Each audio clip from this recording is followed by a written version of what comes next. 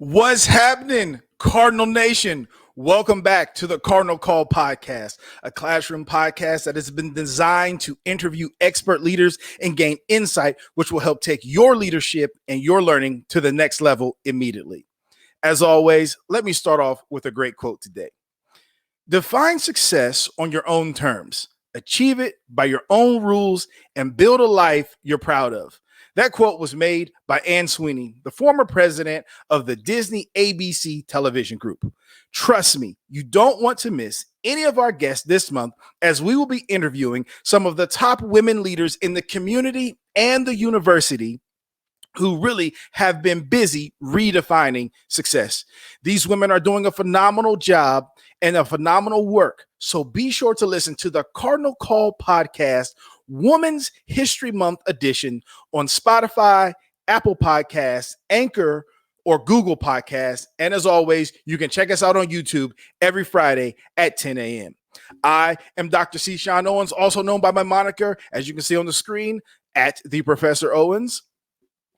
And I want to bring in my incomparable co-host, the one, the only, the incomparable Dr. Andrew McCart. He's a new proud papa. Dr. McCart, how you doing today? I'm doing great, Dr. Owens. Thank you. Yes, a proud papa, and looking forward to jumping in the booth here just to take a little break. Handed her back to Mama and put my suit and tie on. So glad to be here to feel a little normal for at least an hour in the studio with you and our esteemed guest today. So thank you. Man, thank you for being here. I understand, taking that hour away is really critical at this point in time. But before we jump into today's classroom podcast with our special guest, I want to let our listeners and viewers know this, that if you or someone you know want to learn to lead with compassion and expertise, you can save time and money. That's right, time and money by enrolling in U of L's Bachelor's in Organizational Leadership and Learning. The degree's unique prior learning assessment course awards you tuition-free college credit with a savings of up to $23,000. You heard it right, $23,000. You can check us out at uofl.me/BSOLL-podcast. Again, that's uofl.me/BSOLL-podcast. So now, let me introduce our guest today. It's going to take me a while because she's phenomenal, just FYI. She's from the great state of Kentucky. She has a PhD and an MD. So it's safe to say she loves education. And oh, by the way, Cardinal Nation, both of those degrees are from the University of Louisville. She's been at the University of Louisville since 1990. She's a professor of pediatrics, and she loves the community of Louisville. In addition, these are her titles currently. She currently is the Senior Associate Vice President for Diversity and Equity, the Associate Vice President for Health Affairs, concerning areas of diversity initiatives, and she's the Vice Chair in the Department of Pediatrics concerning inclusive excellence. Whew, that's a lot. So, ladies and gentlemen, go get your pens, get your pencils, get your notepads, your iPads, your memo boards, whatever it is you take notes on. Get ready as we head into the classroom with our very special guest. She's the one, she's the only, she's the venerable Dr. Faye Jones. Dr. Jones, how you doing today? I'm great. You made it sound really impressive, but it's just part of the job. It doesn't sound impressive. It is impressive. It is truly impressive. I want to thank you for being on the podcast today. It is phenomenal to have someone with all these credentials, all these degrees, all this experience. I mean, you've been at the University of Louisville since 1990. OMG. You've seen a lot. You've seen a lot. You've seen a lot. And that's all we'll say. Yes. You won't say that I'm just old, huh? No. That's why I used the word venerable when I introduced you. I said she's the venerable Dr. V. Faye Jones, right? Because we respect your age, your wisdom, and your experience. So here on the podcast, we really don't like to waste a lot of time. We want to jump right in and get this thing down and dirty as possible so that you can give our listeners some of those great learned experiences, those golden nuggets, we call them, as far as it relates to leadership and learning. So let me start off with this, right? There's a quote out there by Sheryl Sandberg. She says, leadership is about making others better as a result of your presence and making sure that impact lasts in your absence. So Dr. Jones, tell us, how do you define leadership? I love that definition, but for me, it's hopefully motivating people to have a common goal and moving forward toward that common goal. But it's also making sure that you're bringing people with you. This is not a one person type thing. This is a team. And I always like to think this is our team that makes it better, not one person. So that's how I define leadership. There it is right there, ladies and gentlemen. You got it. You got to have a common goal. You got to have a team, and you better bring some motivation. I like it. Dr. McCart, what do you got? Well, thank you. And I, Dr. Jones, just reading your bio a little bit, you came from right here in Kentucky, as Dr. Owens said, and worked on a farm, raised on a farm, grew up with farm work. I'd have to say that your work ethic probably came a lot from those early days out there. I can only imagine my grandparents were on both sides were farmers, so I won't pretend that they were that I did my fair share of the chores because it was they spoiled me when I came over. But anyway, I imagine on the farm in the farming communities there weren't a lot of people look up to as far as with the career path that you took. I mean, a lot of people look up to for different reasons. I'm sure the work ethic that I mentioned and the values and things, but to reason how you have in public health and in medicine, of course. Who did you look up to, and who do you think exemplifies your definition of leadership back then and today? Back then, my grandmother, and I'll call her Mom Vi. Her name was Viola Jones. She was a very unique person. Everybody just respected her, loved her. She could make you feel like you were so special in the midst of all the crowds, and kept us moving. She kept us moving. She was kind of like the head of all the families in the neighborhood. So she was special, and I miss her a lot. Even when I will tell you, when I was growing up, I knew what school was. I knew what education meant because she made sure we all knew that. My parents made sure we all knew that. But when I am one of those people that I went to school, and I've continued to do that. And I've continued to learn because I know what my goals are and how I need to get there. But that didn't necessarily mean that I liked school way back then. So when I wanted to have a hooky day, play hooky and not go, I would just call her and say, I don't want to go to school. So she would make up any excuse in the world to make sure I stayed with her. So that is one of my role models from when I was growing up. Today, the person that really impresses me every time I hear her speak is Michelle Obama. Because she's very confident in herself, but she's also very vulnerable. And you can feel like you can connect with her. She has set her priorities, and you know what they are, and she sticks with that.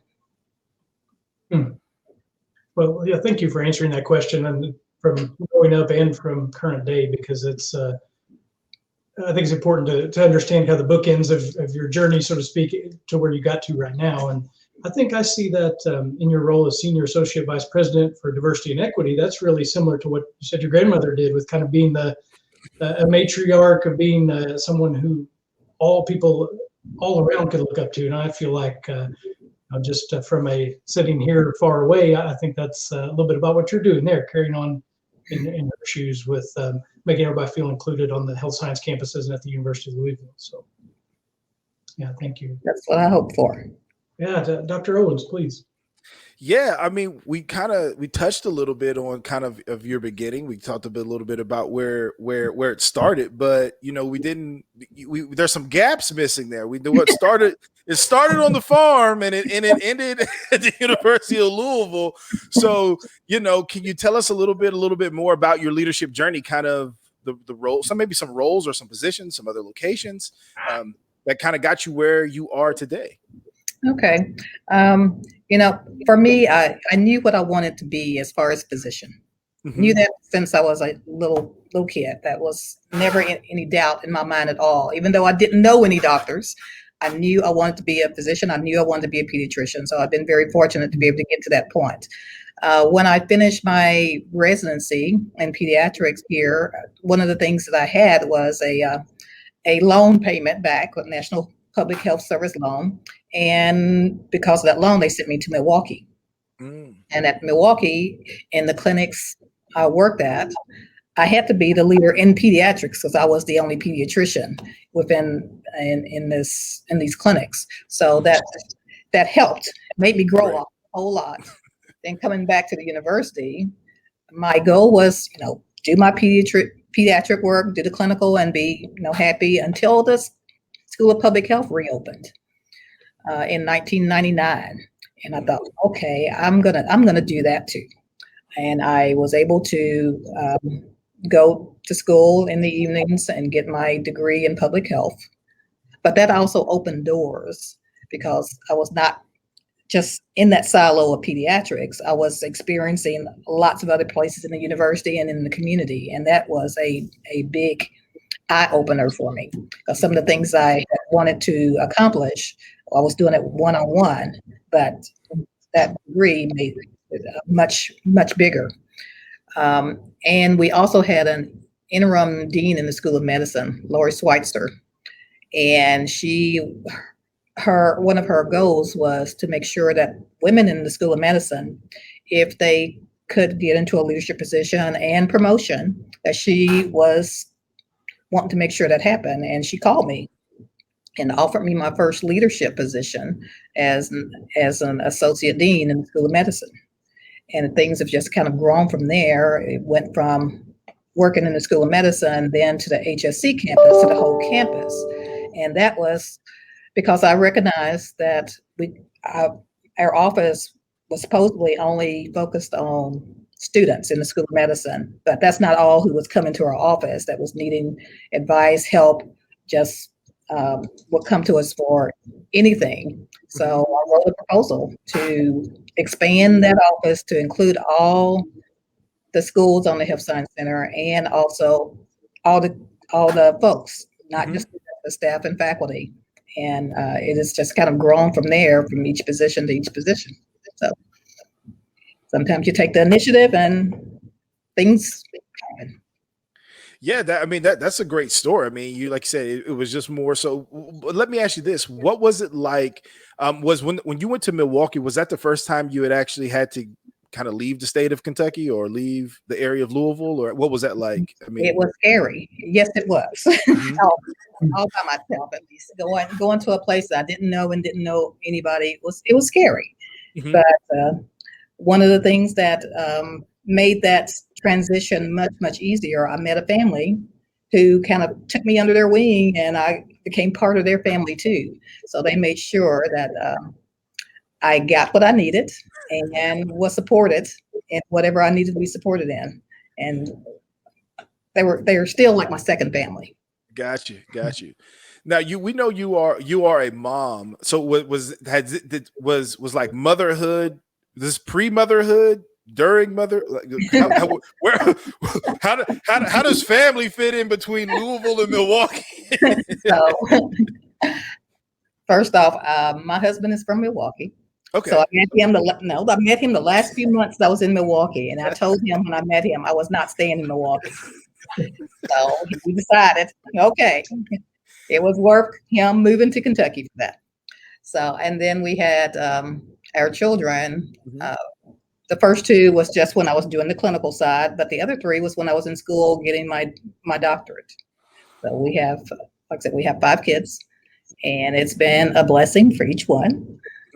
They're all very different, and it's been sometimes challenging, but definitely worth almost every minute. Almost every minute. Okay. I love it. I was just wondering, because like it seemed like there was a little transition there. So I'm like, okay, how does family work into this whole story? Because I know that they had to come in at some point in time. Yeah. So that was something. Another thing besides being a physician, I always knew I wanted lots of kids. Oh, really? As my husband did too. Okay.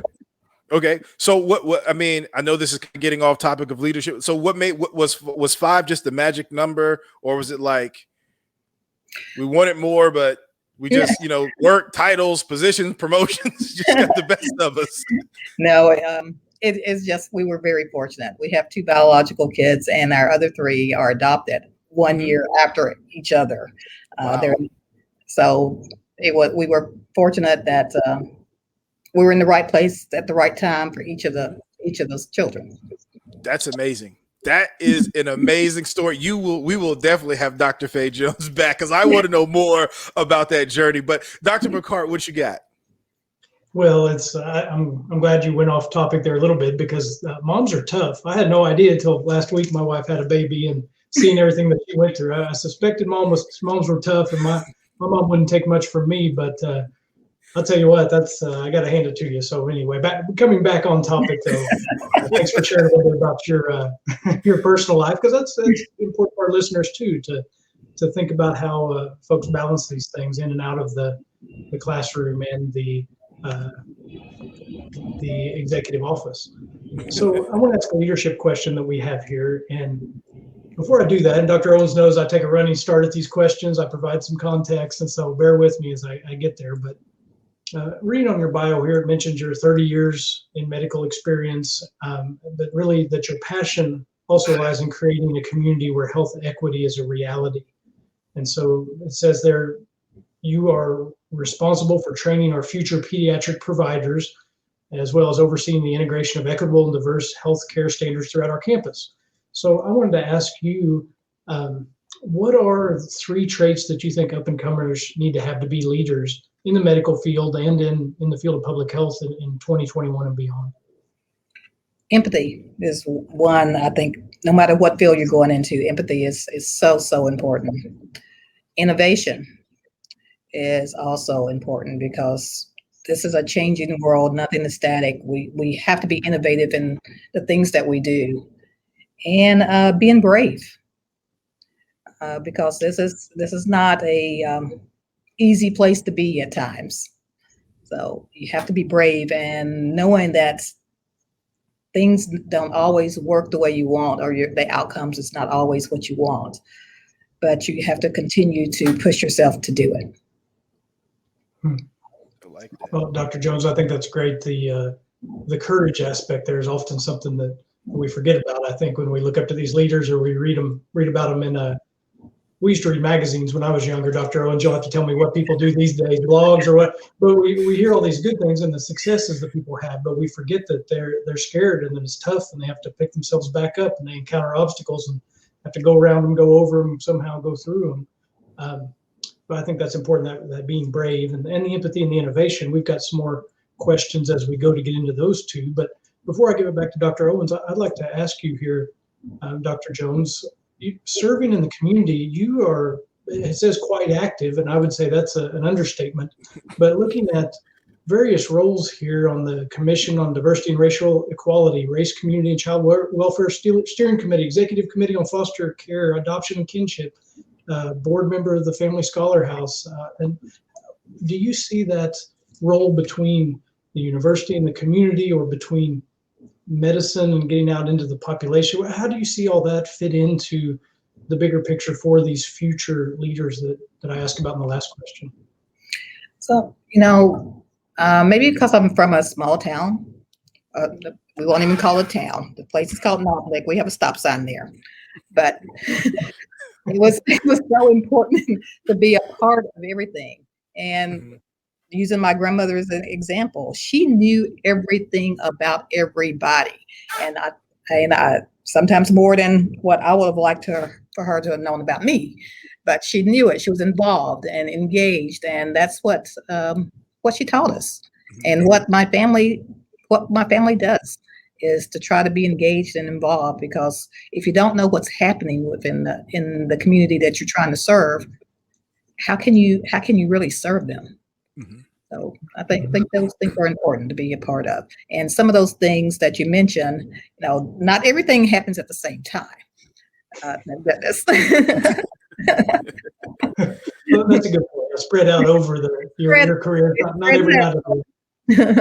Yeah. But it's been good to be a part of things. I've been honored to be a part of some very important committees and organizations, and just be out there.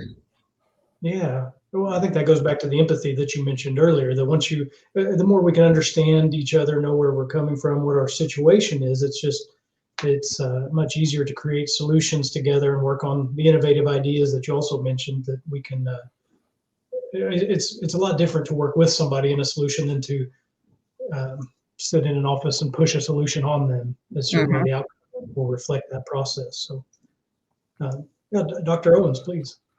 Yeah, so I mean, we got a little taste, just a little taste, right? She gave you guys a little inside taste of her leadership journey. So we want to transition just a little bit and understand. I mean, with all the vast experience you have and the degrees, we want to talk a little bit about learning, organizational learning, personal learning, professional learning. So that being said, boom, right? As a medical doctor who is a female, clearly, right? It is important, is it important to know your learning style? And the reason I kind of put the female in parentheses is because, I mean, I don't know. I've never been a woman, right? So I think it's safe to say I don't know what that journey is like. But what is it like to kind of put all that together? Because not only do you have the medical degree, you also just have the theoretical degree in the PhD. So what is that like? I mean, did you know your learning styles, or was it important to know that coming up through the ranks? I don't know if I actually knew my learning styles. What I knew and know now is I like to have that interaction, that social interaction. And the more I went in my journey in the educational realm, the more that's important to me. So I'm a visual learner, I'm a physical learner, but I like that social learning, that connection with people. And maybe that's what makes me a pediatrician, because I like that social, knowing my families that I see, and for them to know me too. So it's a two-way street there.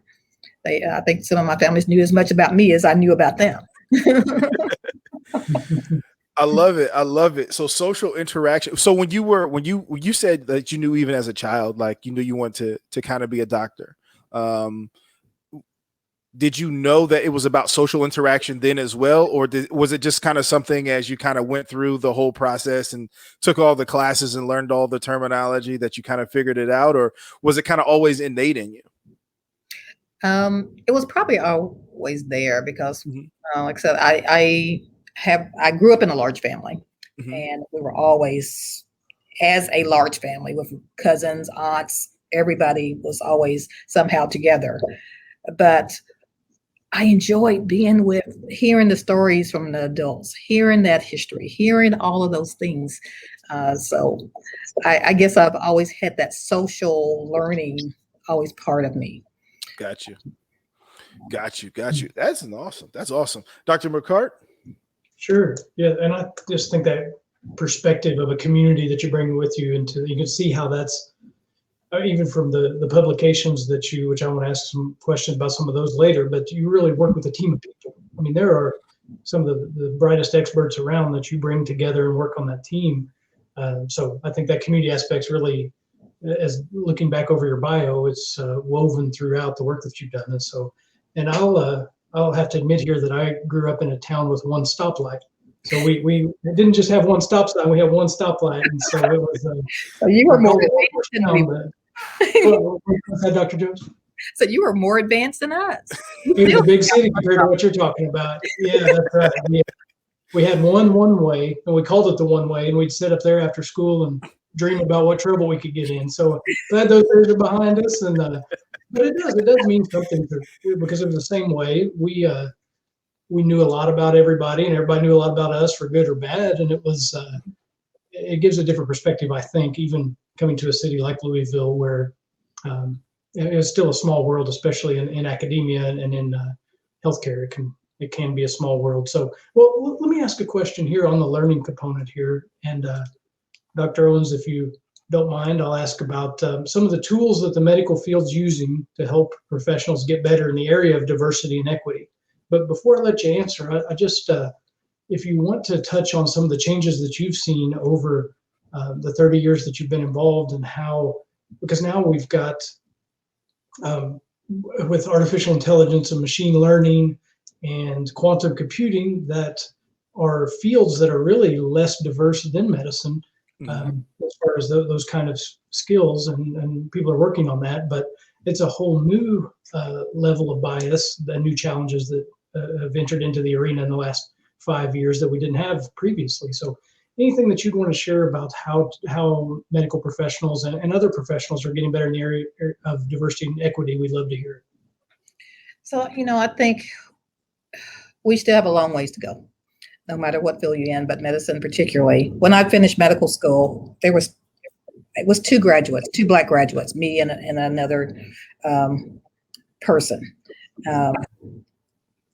During that time, it was a challenge. It was a challenge to be two in a class, and how we're trying to change that now. A lot of it's data driven. We can look at the data and show you where we're diverse or where we're lacking, where there's differences in outcomes, health outcomes. Thinking about the residency program, even across the nation, the residency programs are not diverse. The medical schools are not diverse as what it should be. We have in medical school now, we have less men in medical schools across the nation than we did in 1974. Wow. So, yeah. So those are things that we have to look at by the data, because the data is telling us where we're falling short. We've looked at the data at some of our residency programs here in town, and could tell you where that area where we stop being equitable, because we know how many people come in or send in their applications to be in our residency program.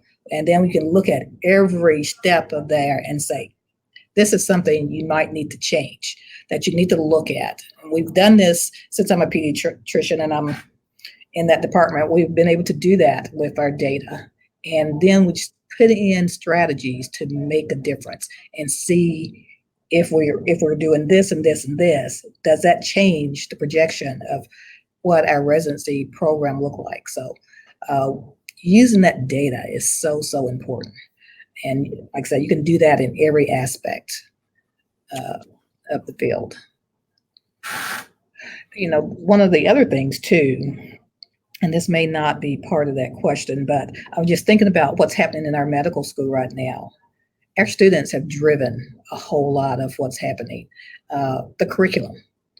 Our curriculum has been, like most people's curriculum, very devoid of a lot of the history of medicine related to persons of color, either recognizing and celebrating the things that they've done, but more so not talking about or not teaching about the history of what has happened in the medical field to persons of color as patients or as test subjects in some way.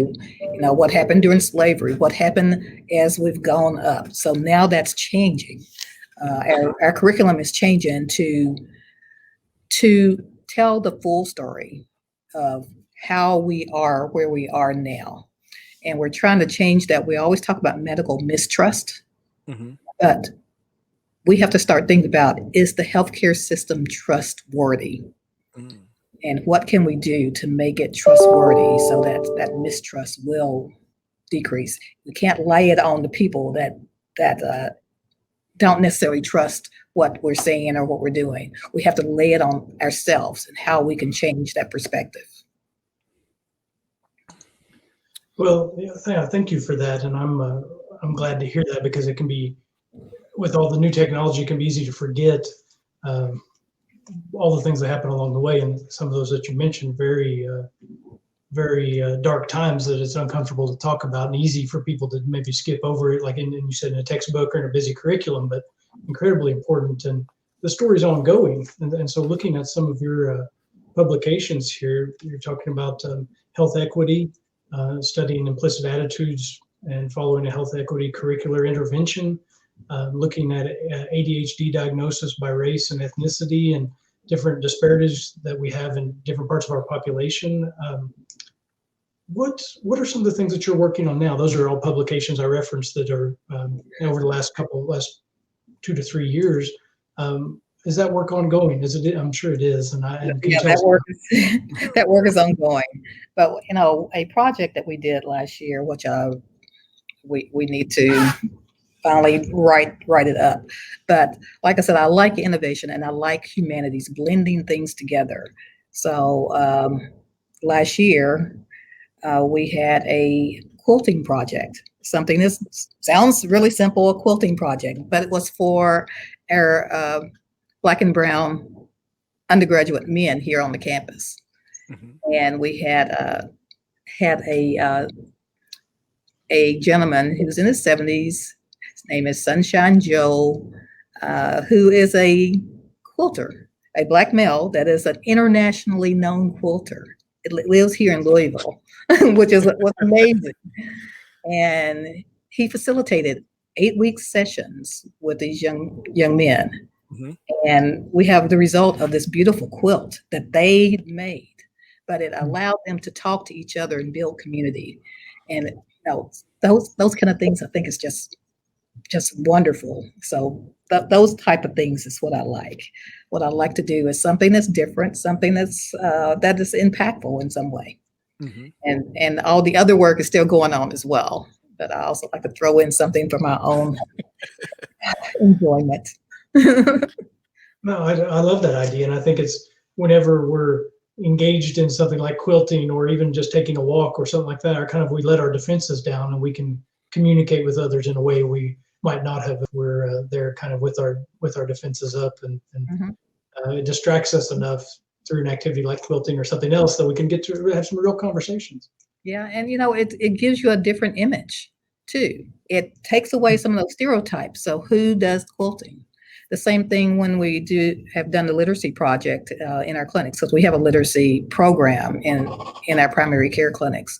But having Black men in our waiting rooms reading to the kids, it just kind of changes that image or actually gives a realistic picture of who Black men are. Yeah, thank you for that, Dr. Owens. Turn it back to you for the next question. Man, I love that innovation. I was sitting here taking notes. I like this. I like the quilt project. I don't think I can steal that because I don't do anything. Most of the folks that started didn't know how to do it either. Right. I would definitely have to take a course. Well, now, Dr. Owens, Grandma Moses didn't start painting until she was 80. So maybe a second career when you're done. I think I'd rather just try to perfect the podcasting and see how that goes. But since we're speaking of innovation and kind of how to do things new, my next question is really aligned with that. It's coming from in our COVID scenario. It says, in your opinion, Dr. Jones, how do you think learning will change in the medical field for the duration or even post-COVID?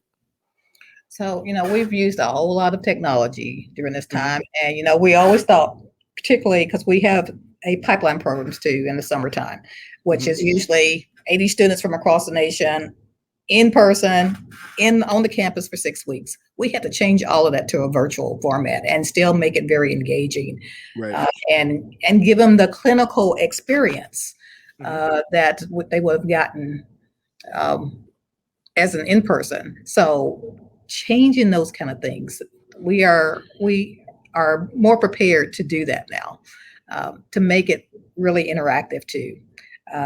Just coming up with different ideas of how to engage our students. All of that will continue, I think, when we are back full time everywhere across the nation. There's still going to be hybrids. There's still going to be the use of technology because we thought we couldn't do it so well before, but we did. Same thing with home visits or virtual visit, telemedicine. Before it was going to take forever to do telemedicine, and we can use that to teach as well.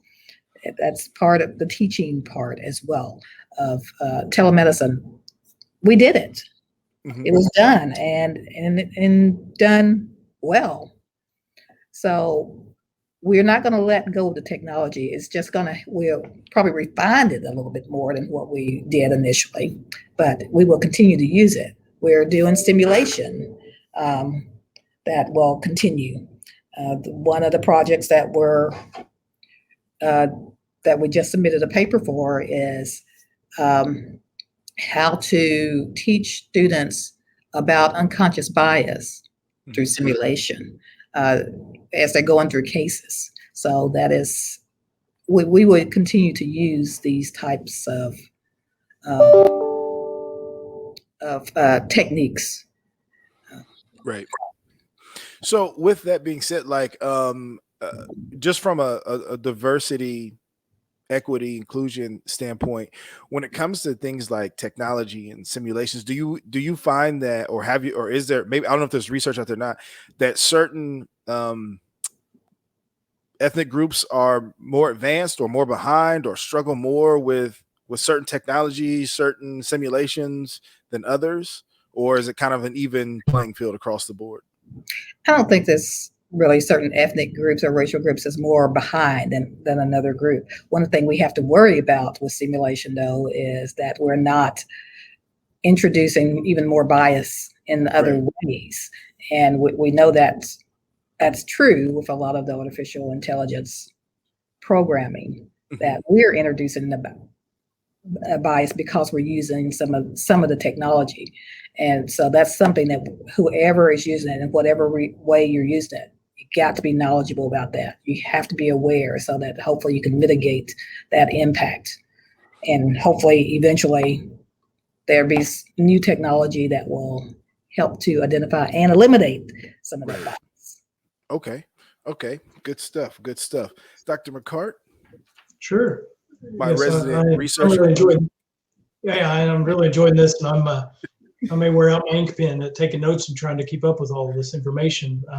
But I want to ask you, Dr. Jones, as you're training medical professionals to go out into the field, how important do you feel it is for them to also have the community perspective? So you had the medical degree, the background, and then you went into the community population health and studied epidemiology to a terminal degree.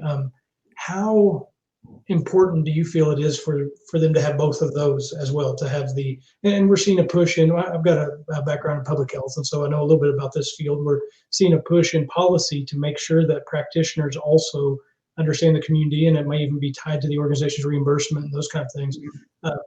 How much do you focus on that in designing programs and in education? It's exceptionally important. It actually, what happens with the social determinants of health is sometimes more important than what you do in the office. And for our offices, in our primary care offices, that is such a big part of how we practice medicine. So we have a food bank inside the office. We do literacy. We have a literacy program. We have social workers, have mental health professionals inside the office, but we also have case management, so that when there's maybe something going on with the school or something's going on with some other part of the patient's life, we can address that. We have doctors and lawyers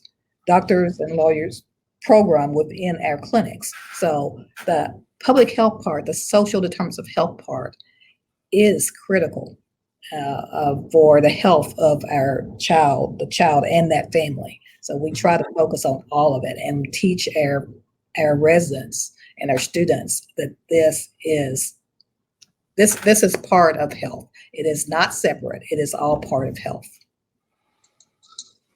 Well, I'm glad to hear you say that, because the social determinants of health or sometimes I've heard them called lately basic unmet human needs, which I think that's a little more like a bucket of cold water in the face of, social determinants of health can feel a little like, I don't know, in my mind, I can kind of put that over here as, okay, that's something that's studied, whereas those basic unmet human needs are some of the things that you're talking about are, it brings the humanity to it in a way that I think is important for all of us to study and remember.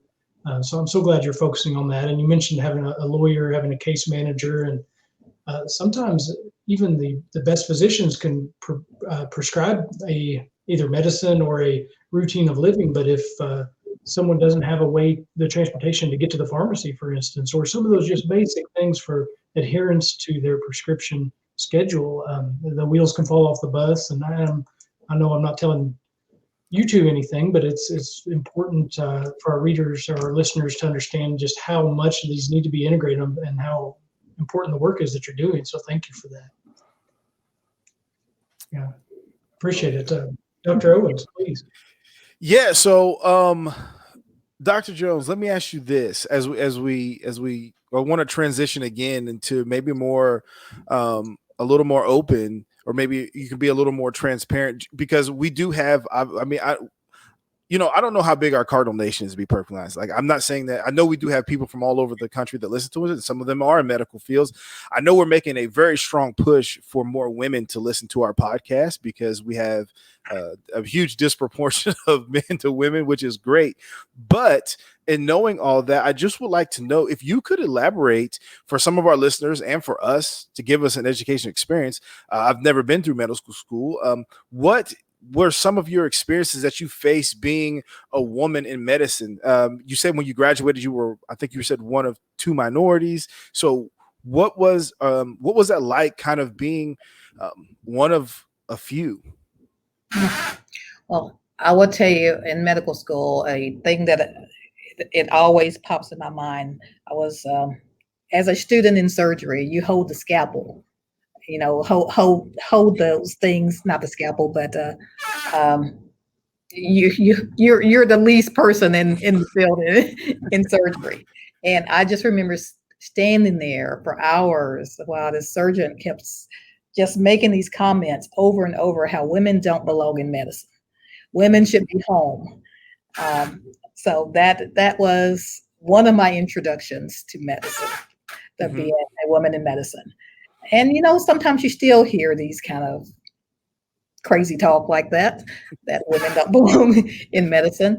But I just kind of have to push that aside. But I think what really is still very frustrating is, I can walk into a room with other folks, we introduce ourselves, and if there's a male in there, they still go for the male as the lead physician, even if it's a medical student. It doesn't matter, even when you're introduced to yourself. And there's so many times people call me honey, and that's okay, but not when they're calling everybody else doctor.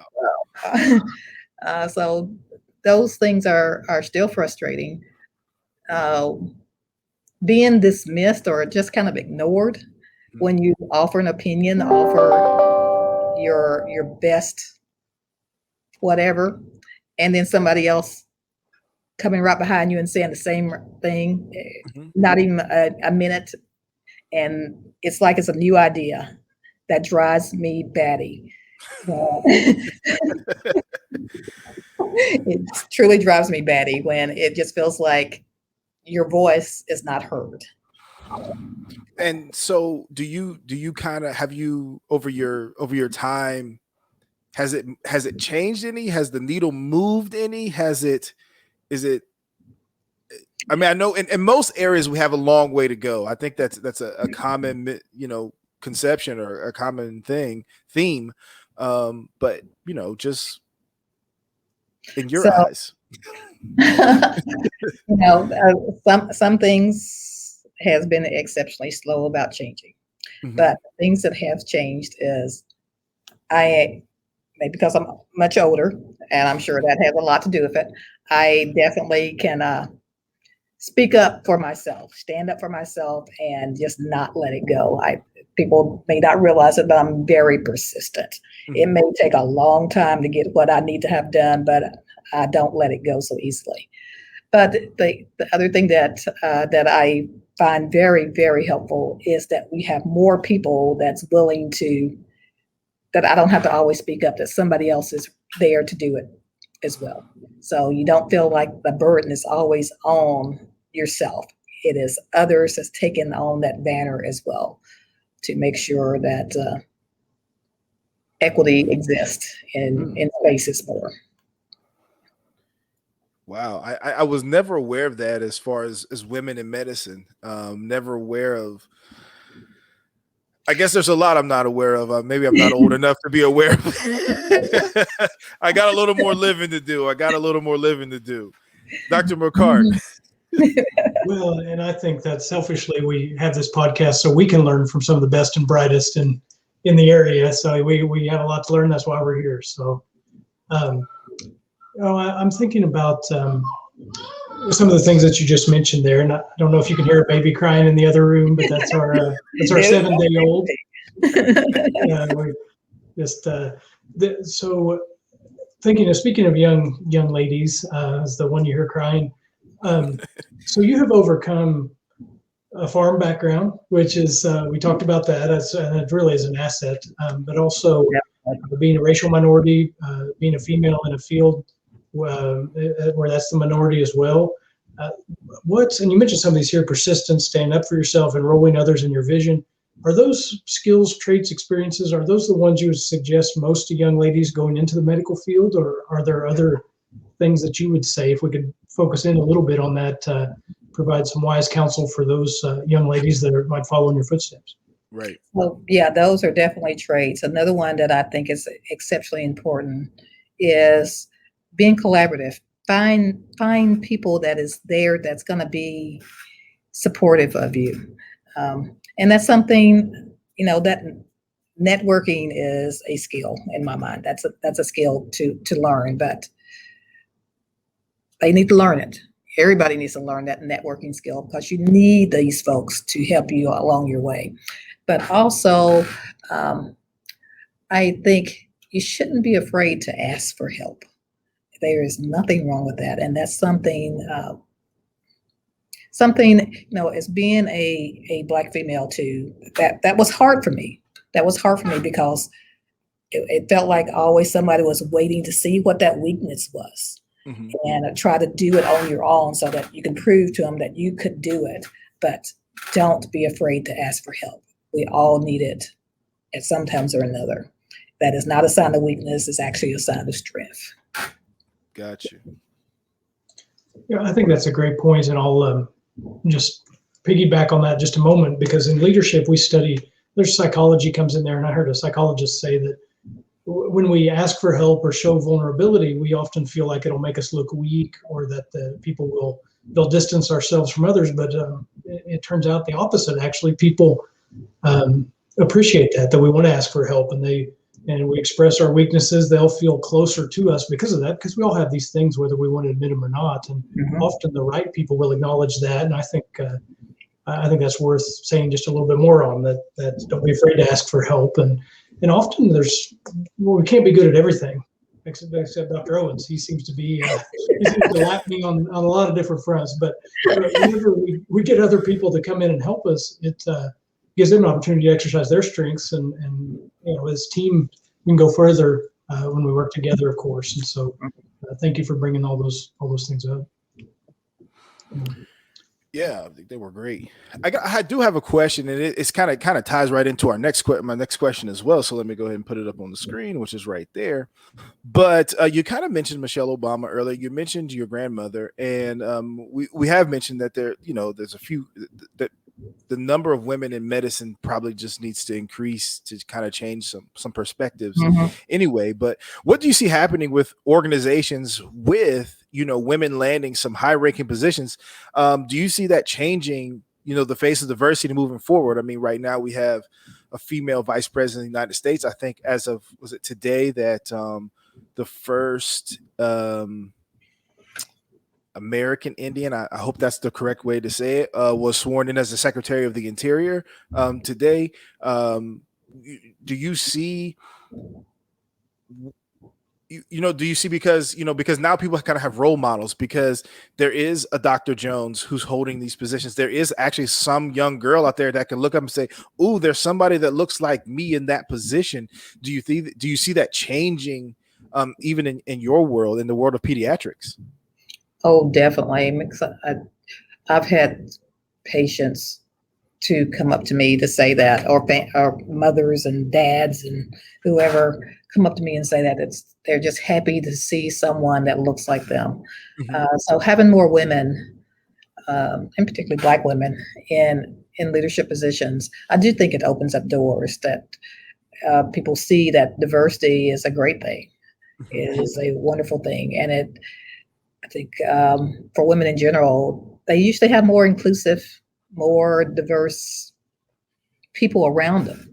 And we know that diversity increases the educational experience everywhere. So, and it creates more innovative teams. So all of that is in our favor. And like I said, women are just, in my mind, just more empathetic. But that's me. That's what I think. It just feels like warmer places when there's more women around. Yes, I would agree. When growing up, I think everybody, like, my mom is listening to this, so it's okay for me to say this. But growing up, like, you knew when mom was home because everything wasn't as tense. Like, there was nothing wrong with dad, but you know, sometimes things got a little fuzzy when he was running the ship. So there would be plenty of times when it would just be like, you know, unless like, you know, something, you know, needed to be worked on, like fixed, it was like, wait till your dad gets home. But when it was like, you know, things just needed to get done in an empathetic way, it was like, well, we better wait on mom. And like, we kind of would just sit like in a little circle, just waiting on her to come home. 4 dudes just sitting around like, hey, we didn't know what to do. Like what? And she, you know, so I agree that at least from my experience, women are more empathetic. Dr. McCart. Well, I found out why things are tense when dad's home, because he's been carrying the diaper bag, the car seat, using those big hands on little buttons on onesie. I think that has something to do with it.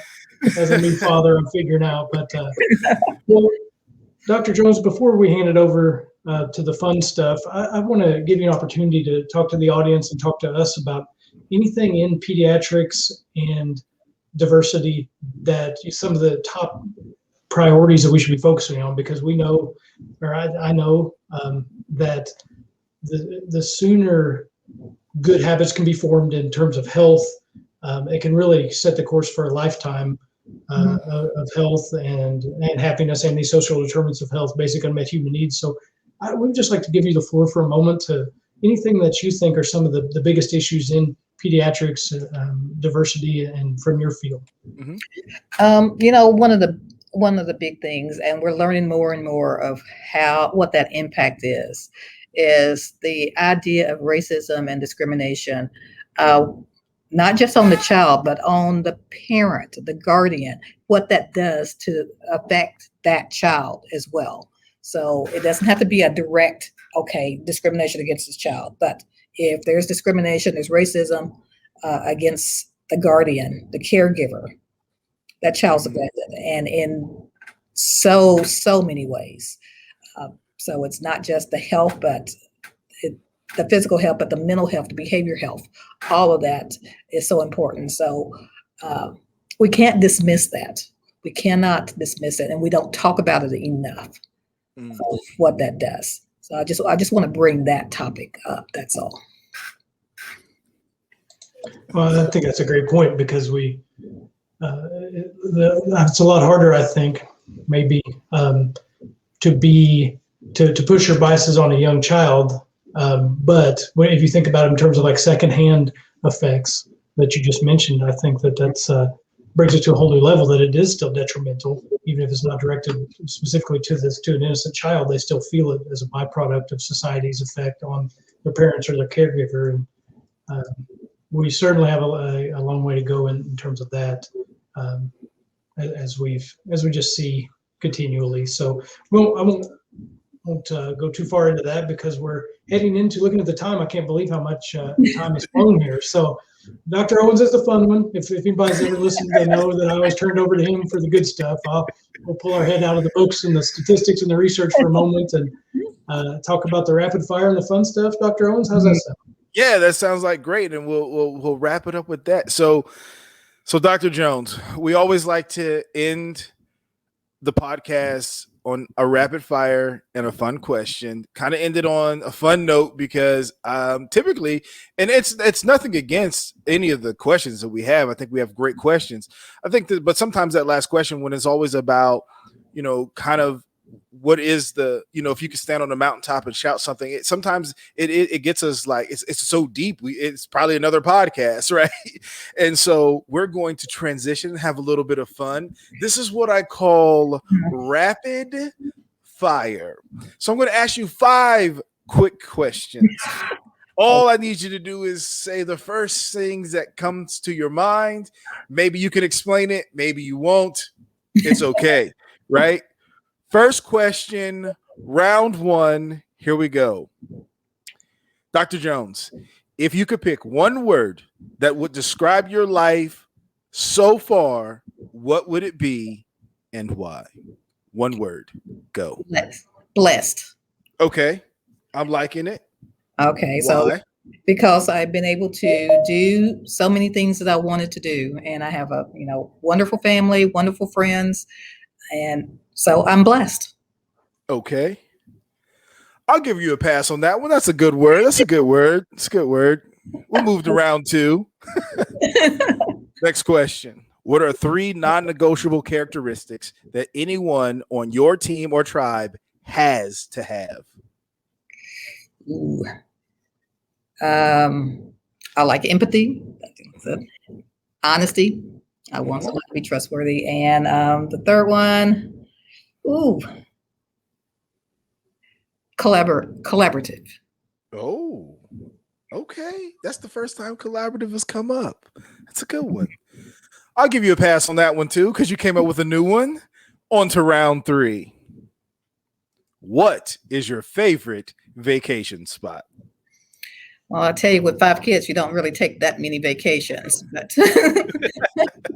But for our honeymoon, we went to Hawaii. Ended up on the wrong island, but that was okay. It was still Hawaii, and it was so peaceful and so relaxing.